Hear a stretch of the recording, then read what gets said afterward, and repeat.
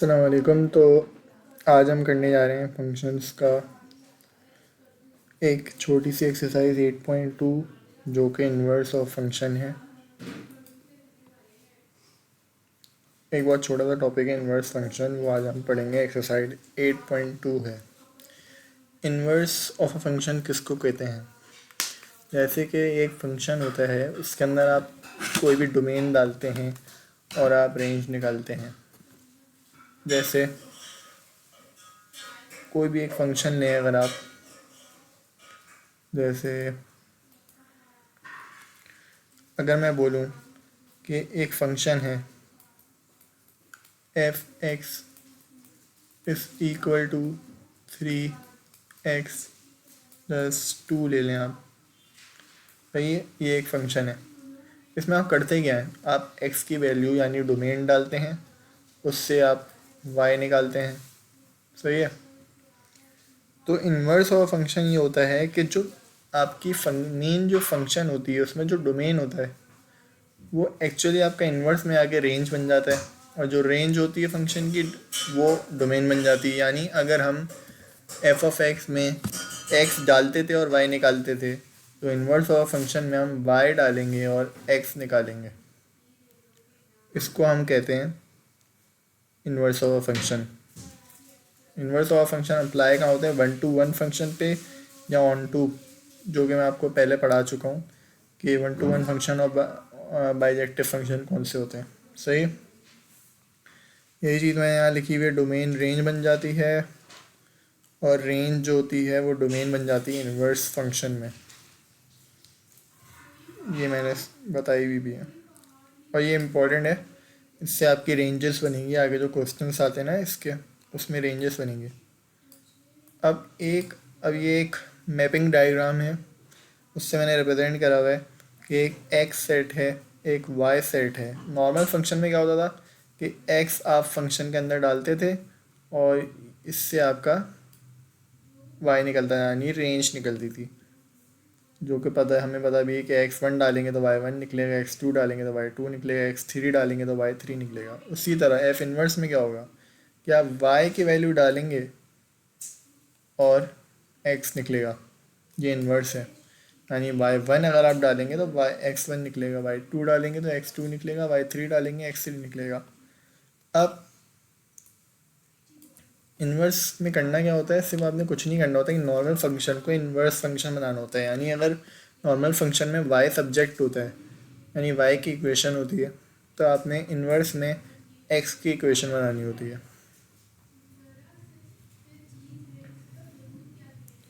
तो उसका एक पर्टिकुलर मेथड होता है for finding the inverse of function, जो कि मैंने स्टेप बाय स्टेप लिखा है यहाँ पे।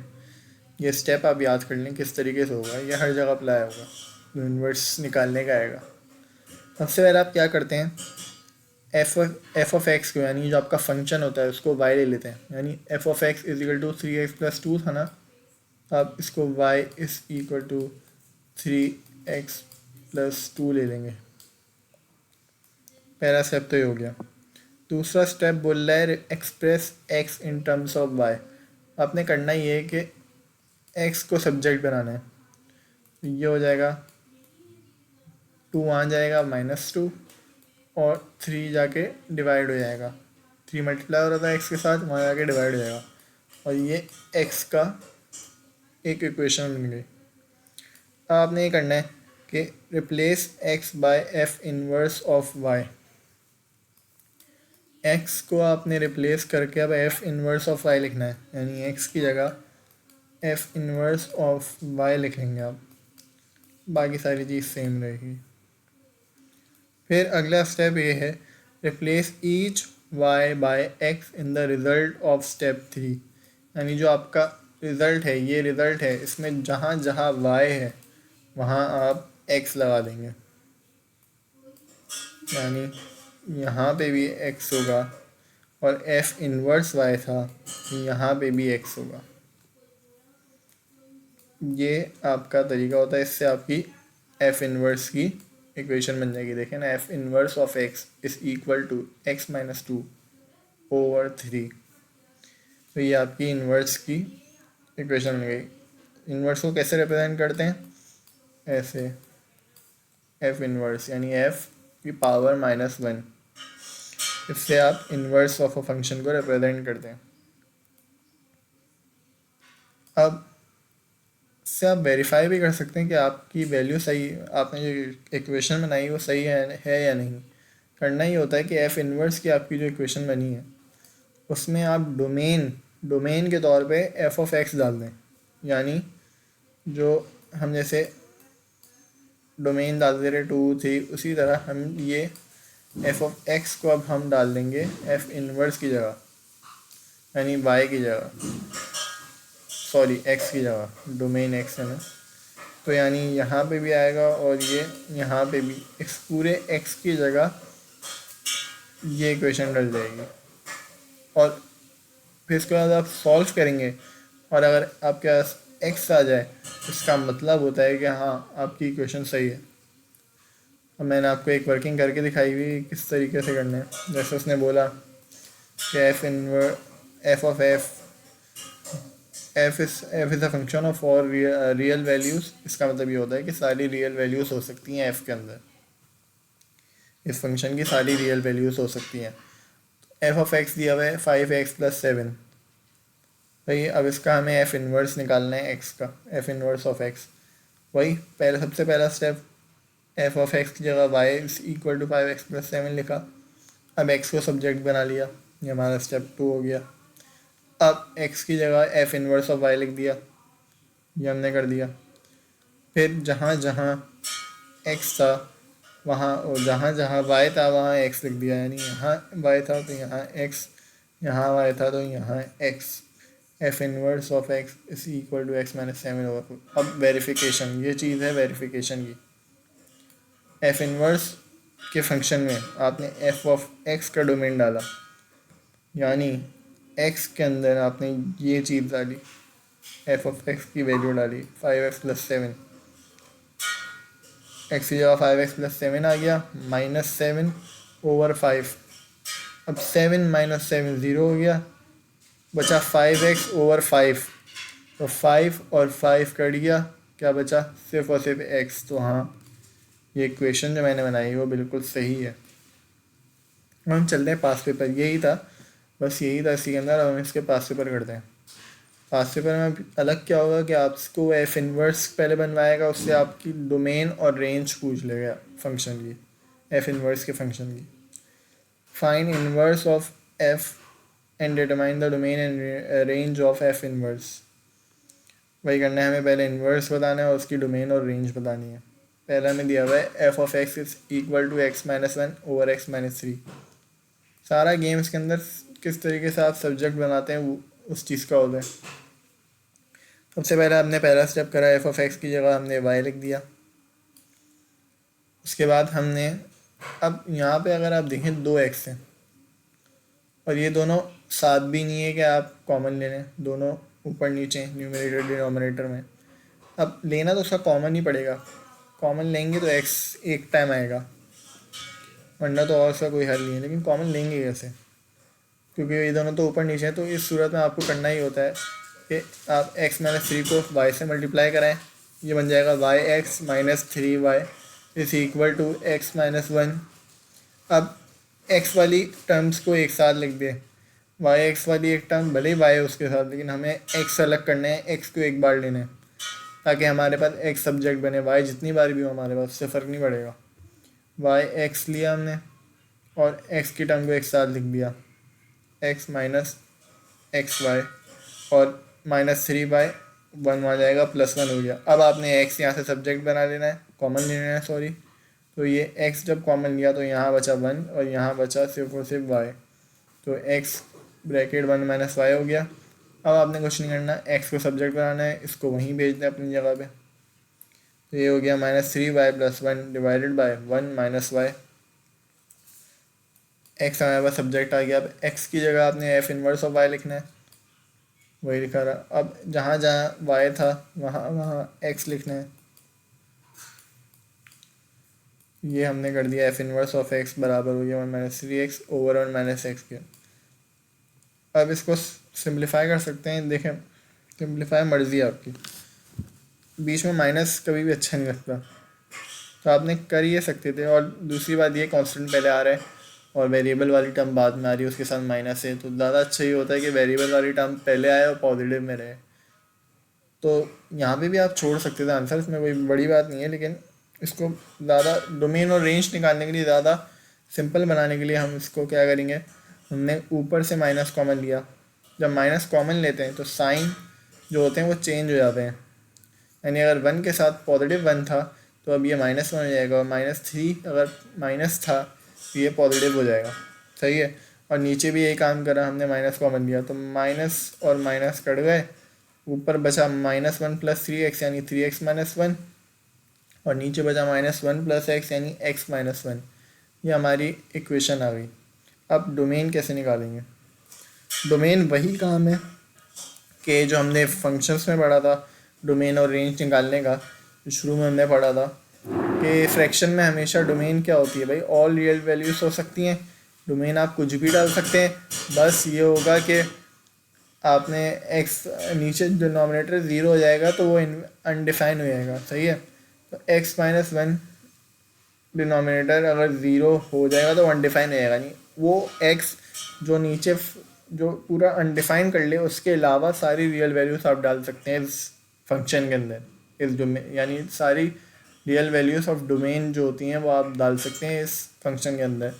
तो आपने वही करा, डिनोमिनेटर को आपने इक्वल नॉट इक्वल टू 0 रखा था कि आपको वो x मिल जाए, वो डोमेन मिल जाए, बल्कि वो x मिल जाए जिससे वो अनडिफाइन हो जाएगा, और वो x सिर्फ हम यूज़ नहीं कर सकते इस फंक्शन के अंदर, बाकी हम सारी रियल वैल्यूज़ यूज़ कर सकते हैं। तो वो x आया हमारे पास 1।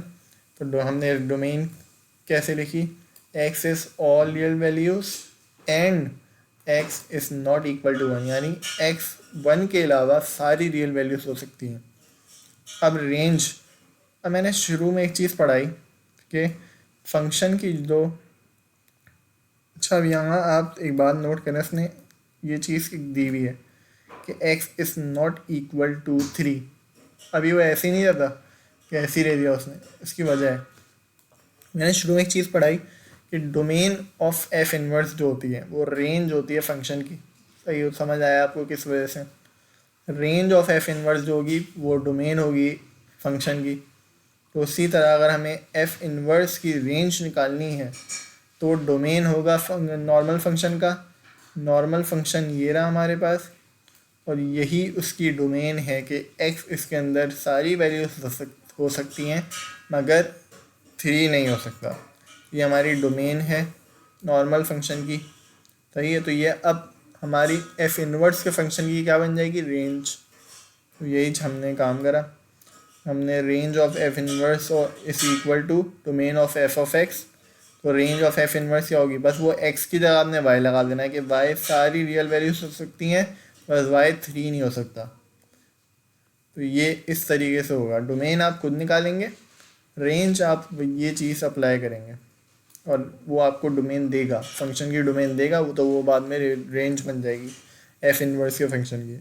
अब एक और चीज़ दी हुई है हमारे पास, x - 5 का होल स्क्वायर। बाकी मैंने इस वजह से नहीं करा है कि वो बाकी सिंपल ही थे, लीनियर टाइप फंक्शन थे इस जैसे पास पेपर में, तो ये बहुत इजी होते हैं, इसमें कुछ होता ही नहीं करने को। मैंने वो कराए हैं जिसकी जिसमें एक्स को सब्जेक्ट बनाना मुश्किल हो और थोड़ा डोमेन और रेंज निकालना थोड़ा टफ हो। तो अब ये f of x is equal to x - 5 का होल स्क्वायर, और उसने डोमेन दी हुई है नॉर्मल फंक्शन की, ये हमेशा देगा। तो आपने कुछ नहीं करना, आपने वही एफ ऑफ एक्स की जगह y लिखा। अब x सेपरेट करना है हमने, यहाँ होल स्क्वायर है। अब स्क्वायरिंग ऑन बोथ साइड्स अगर हम कर दें, टेकिंग स्क्वायर, जब भी आपको स्क्वायर रूट हटाना है एक तरफ से, तो आप ये कर सकते हैं इक्वल टू की दोनों जगह आप स्क्वायरिंग ऑन बोथ साइड कर दें। ये लिखना होता है, मैंने लिखा नहीं है। Squaring on both sides. सही है। तो अब स्क्वायरिंग ऑन बोथ साइड्स करी, यानी स्क्वायरिंग ऑन बोथ साइड्स का मतलब होता है कि अंडर रूट लेना। स्क्वायरिंग, सॉरी स्क्वायरिंग क्यों लिख दिया मैंने, taking square root on both sides, तो ये स्क्वायर रूट आप बोल दें ऐसे, तो आप ये ऐसे लिख सकते हैं कि taking square root on both sides, आपने स्क्वायर रूट लिया, यहाँ पे भी स्क्वायर रूट लिया, अब आपको पता है स्क्वायर रूट और स्क्वायर कैंसिल हो जाएगा, यानी under root y is equal to x minus 5 के बराबर होगा। अब आप 5 को उधर ले जाएँ तो under root y plus 5 is equal to x, हमारा एक्स सेपरेट हो गया। अब एक्स की जगह आप लिख दें एफ इनवर्स ऑफ वाई, और ये वैसे ही आ जाएगा। अब जहाँ जहाँ वाई था वहाँ वहाँ एक्स आ जाएगा, तो f inverse of x is equal to under root x plus 5, ये 5 के ऊपर अंडर रूट नहीं है, इससे कन्फ्यूज नहीं हो जाएगा आप लोग, सिर्फ अंडर रूट एक्स के ऊपर है। अब आपने डोमेन निकाल लिया, वही काम अंडर रूट के फंक्शन में कभी भी डोमेन रियल वैल्यूज सारी हो सकती हैं, नेगेटिव भी हो सकती है, पॉजिटिव भी हो सकती है, लेकिन सॉरी अंडर रूट के फंक्शन में नेगेटिव नहीं हो सकती डोमेन, क्योंकि अंडर रूट नेगेटिव सॉल्व नहीं हो सकता, मैथ्स एरर देगा आप कैलकुलेटर में, आप देख लें जब ये मैथ्स एरर देगा क्या चाहे आप प्लस करें माइनस करें सॉल्व ही नहीं हो सकता, जब ये सॉल्व नहीं हो सकता उसके बाद प्लस माइनस तो हो ही नहीं सकता। तो जब भी अंडर रूट आ जाए आपके पास तो वो नेगेटिव नहीं हो सकता, फ्रैक्शन आ जाए तो वो डिनोमिनेटर ज़ीरो नहीं हो सकता, इससे आप सॉल्व करा करें। तो डोमेन आप हम लिख क्या होगी हमारे पास एक्स सारी रियल वैल्यूज हो सकती हैं, मगर एक्स जो होगा ग्रेटर देन ज़ीरो होगा, यानी एक्स जो होगा वो हमेशा पॉजिटिव होगा, नेगेटिव नहीं हो सकता। अब बात करें अगर हम रेंज की, तो रेंज वही हो जाएगी कि डोमेन ऑफ एफ एक्स जो होता है वो रेंज होती है एफ इनवर्स ऑफ एक्स की, तो वाई सारी रियल वैल्यूज हो सकती हैं, पर वाई जो होगा वो ग्रेटर देन 5 होगा, ग्रेटर देन और इक्वल टू 5, तो यानी सारी पॉजिटिव वैल्यूज़ होंगी, सारी रियल पॉजिटिव वैल्यूज़ होंगी और ग्रेटर देन 5 होंगी। इससे आपको पता भी चल रहा है, जब जाहिर सी बात है अंडर रूट पॉजिटिव होगा तो जब +5 करेंगे तो वो नेगेटिव में कभी जा नहीं सकता, और अंडर रूट मिनिमम क्या हो सकता है, under root of zero zero हो सकता है, नेगेटिव तो सॉल्व नहीं हो सकता, under root of zero zero हो सकता है, तो 0 + 5 5 ही होगा, यानी 5 के बराबर या 5 से ज़्यादा ही हो सकते हैं नंबर, 5 से कम नहीं हो सकते। तो इस वजह से हमारी डोमेन और रेंज इस तरीके से निकल गई, और इसी तरीके से आपके क्वेश्चन होंगे, ज़्यादा मुश्किल नहीं होते। हाँ एक और चीज़ आती है कि वो ये एफ इनवर्स की इक्वेशन बना के वो आपसे पूछेगा कि एफ इनवर्स ऑफ 6 की वैल्यू बताओ, कुछ आपने करना नहीं होता इसके अंदर, जैसे आप फंक्शन के अंदर आप ये कर देते कि एफ ऑफ एक्स की डोमेन बेसिकली है क्या, डोमेन ये एफ इनवर्स के फंक्शन में डोमेन डाल रहा है 6, यानी एफ इनवर्स ऑफ एक्स की जगह 6 आ जाएगा, और जहाँ एक्स होगा वहाँ 6 आ जाएगा, यानी अंडर रूट ऑफ 6 + 5 हो जाएगा। अगर अंडर रूट को आप सॉल्व कर सकते हैं तो कैलकुलेटर में डाल के वैल्यू लिखें, अगर अंडर रूट सॉल्व हो सकता है, यानी अगर फ़र्ज़ करें 9 होता तो अंडर रूट 9 का हो जाता 3 + 5 हो जाता है 8, तो ये बस ये पार्ट आएगा ज़्यादा से ज़्यादा। तो ये एक्सरसाइज 8.2 थी। अब मैं एक्सरसाइज 8.3 आपको पढ़ाऊँगा, वो होगी स्केचेस, फंक्शन के कितने स्केचेस होते हैं, मतलब फंक्शन के स्केच कैसे बनते हैं, ग्राफ वगैरह, लीनियर, क्वाड्रेटिक वगैरह वगैरह, बहुत आसान होता है, वो मैं आपको अगली क्लास में पढ़ाऊँगा। तो इसको अब तक यहीं रखते हैं। अल्लाह हाफ़िज़।